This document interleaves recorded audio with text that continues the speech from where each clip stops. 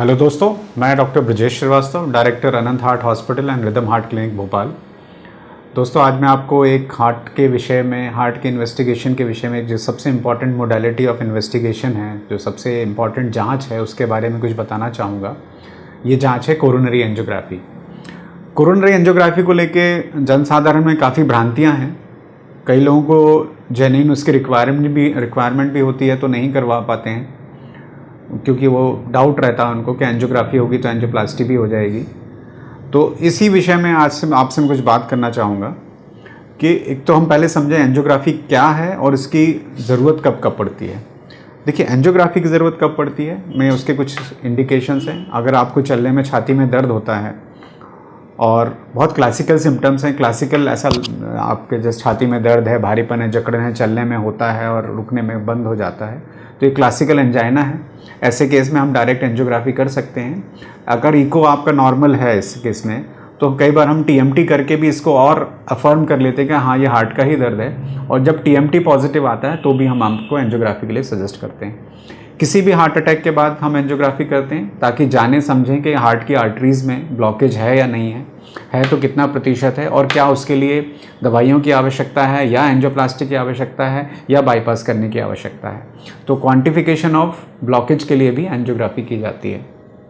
इसके अलावा किसी किसी केस में जहाँ पे हम हार्ट अटैक हो चुका है, लेट प्रेजेंटेशन है और पेशेंट हार्ट फेलियर की स्थिति में है, तो ऐसे केस में हम हार्ट की पंपिंग की क्षमता जो कम है उसको समझने के लिए कई बार हम एंजियोग्राफी करते हैं, देखने के लिए क्या पहले कभी कोई ब्लॉकेज रहा है हार्ट में, या कभी अटैक हुआ है, या हार्ट की नस में सिकुड़न आ गई जिसके कारण हार्ट की पंपिंग डाउन हुई है और हार्ट फेलियर की स्थिति बनी है। तो ये कुछ कॉमन इंडिकेशंस हैं एंजियोग्राफी के लिए, जिसमें हम मरीज़ को सजेस्ट करते हैं कि एंजियोग्राफी की जाए। ज़्यादातर मरीज़ ये समझते हैं अगर एंजियोग्राफी हुई तो उनकी एंजियोप्लास्टी ही हो जाएगी। ये बहुत कॉमनली हमारे कई पेशेंट्स हैं जो इसलिए सिर्फ एंजियोग्राफी नहीं कराते क्योंकि उनको डर होता है कि अगर हमने एक बार एंजियोग्राफी कराई तो उनको एंजियोप्लास्टी ही हो जाएगी। पर दोस्तों, ऐसा बिल्कुल नहीं है। एंजियोग्राफी सिर्फ एक जांच है और डॉक्टर आपकी कंसेंट लेके ही एंजियोग्राफी करता है। और बाई चांस अगर उसमें ऐसा कोई ब्लॉकेज निकलता है कि जो बहुत टाइट है, लाइक 70-75% से ऊपर है, तो उसमें आपको एक ऑप्शन दिया जा सकता है कि आपको हम एडहॉक एंजियोप्लास्टी यानी साथ के साथ में भी एंजियोप्लास्टी कर सकते हैं, या हम रुक के भी एंजियोप्लास्टी कर सकते हैं। साथ के साथ में एंजियोप्लास्टी हम केवल एक्यूट हार्ट अटैक केसेस में सजेस्ट करते हैं और स्ट्रांगली एडवोकेट करते हैं, ताकि मरीज़ की नस जो बंद है उसको खोला जाए, जहाँ पर नस 100% बंद है और एक्यूट हार्ट अटैक हुआ है, पिछले 1 घंटे से लेकर 6 घंटे के कुछ सिम्टम्स हैं या 12 घंटे के सिम्टम्स हैं। ऐसे केस में अगर कोई नस हमको 100% ब्लॉकेज मिलती है तो एक्यूट हार्ट अटैक की स्थिति है। ऐसे केस में हमें तुरंत के तुरंत हार्ट की मसल की जो ब्लड सप्लाई है उसको रिस्टोर करना है, ताकि हार्ट की मसल को डैमेज होने से बचाया जा सके। तो केवल heart attack, acute heart attack के केसेस में ही हम इमीडिएट एंजियोप्लास्टी, जिसको हम इमरजेंसी एंजियोप्लास्टी या प्राइमरी एंजियोप्लास्टी बोलते हैं, वो एडवाइस करते हैं। इसके अलावा बाकी अन्य स्थितियों में हम आपको एक प्लान्ड वे में इलेक्टिव एंजियोप्लास्टी सजेस्ट कर सकते हैं। डिपेंड करता है एंजियोग्राफी की पिक्चर क्या है, क्लॉट बहुत ज़्यादा है, क्लॉट बहुत कम है, प्लाक बहुत टाइट है, या स्टेनोसिस या ब्लॉकेज बहुत टाइट है। ऐसे केस में हम केस टू केसेस बेसिस पर निर्णय लेते हैं कि हमको एंजियोप्लास्टी को कल करना है या 1 हफ्ते बाद करना है। तो एंजियोग्राफी कराने का कतई ये मतलब नहीं है कि उसको एंजियोग्राफी के बाद एंजियोप्लास्टी हो ही जाएगी। ये डिपेंड करता है कि एंजियोग्राफी किस स्थिति में की गई है और एंजियोग्राफी का रिजल्ट क्या आया है। तो एंजियोग्राफी बहुत साधारण जाँच है। पहले ये पैर के माध्यम से होती थी, अब ये हाथ के माध्यम से भी होती है, हाथ की कलाई के माध्यम से भी होती है, ताकि एंजियोग्राफी के बाद आप चल फिर सकते हैं। पहले ये पैर के माध्यम से जांघ की नस से होती थी, जिसमें मरीज़ को पूरे 12 घंटे पैर सीधा रखना पड़ता था, उसको लेटे लेटे ही खाना खाना पड़ता था, लेटे लेटे ही अपनी जो नित्य क्रिया है उसके लिए जाना वहीं पे बेड पे करनी पड़ती थी। पर अब ऐसा नहीं है। अब एंजियोग्राफी की टेक्निक अब इतनी इवॉल्व हो गई है कि वो हाथ से भी की जा सकती है। बहुत बारीक सा 0.5 मिलीमीटर का एक छेद करते हैं, एक सिक्के के बराबर का हिस्सा हाथ में हम शून्य करते हैं, पेशेंट को बिल्कुल दर्द नहीं होता है, और एक बहुत बारीक सा वायर और पतला सा पाइप जो है वो हार्ट की तरफ जाता है, हार्ट के एओर्टा महाधमनी में जाके जहाँ कोरोनरी आर्टरीज होती हैं उनके ओरिजिन पे डाई इंजेक्ट किया जाता है, और उसकी इमेज कुछ इस तरह से आती है, जिसमें आप इस तरह देखते हैं कि ये कैथेटर है। ये एंजियोग्राफी की एक वीडियो इमेज है, रनिंग इमेज, जो एक्चुअल हम कैथ लैब में देखते हैं। तो ये कैथेटर है, ये हाथ की नस से गया हुआ है और ये हार्ट का लेफ़्ट कोरोनरी सिस्टम है। तो इसमें हमको ये नस जो है, डाई जो हम डालते हैं और डाई की शैडो जो है एक रनिंग वीडियोग्राफी में रिकॉर्ड करते हैं, एक्सरे वीडियोग्राफी करते हैं, जिसको हम कैथ लैब के माध्यम से करते हैं। तो ये हमको इस तरह की पिक्चर दिखती है।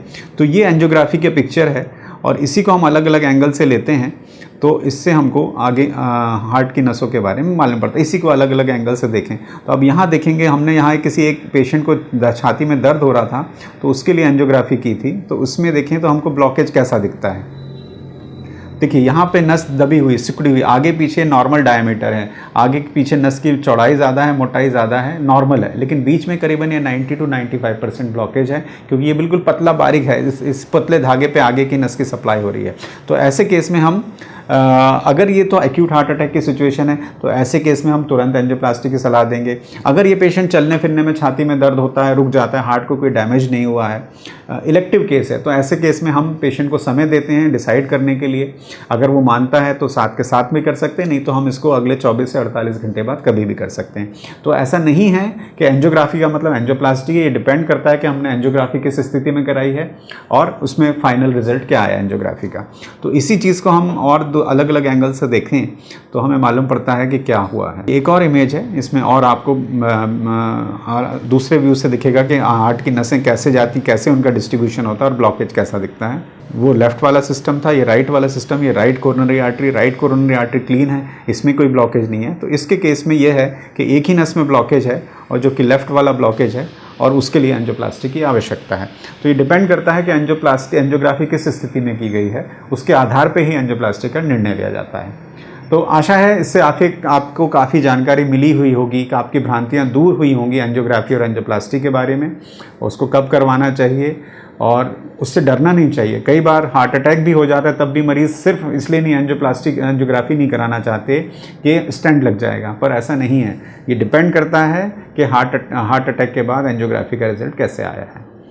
तो आशा है मुझे इस जानकारी से आपको बहुत फ़ायदा होगा और एंजियोग्राफी के प्रति आपके मन में भ्रांतियाँ कम हुई होंगी।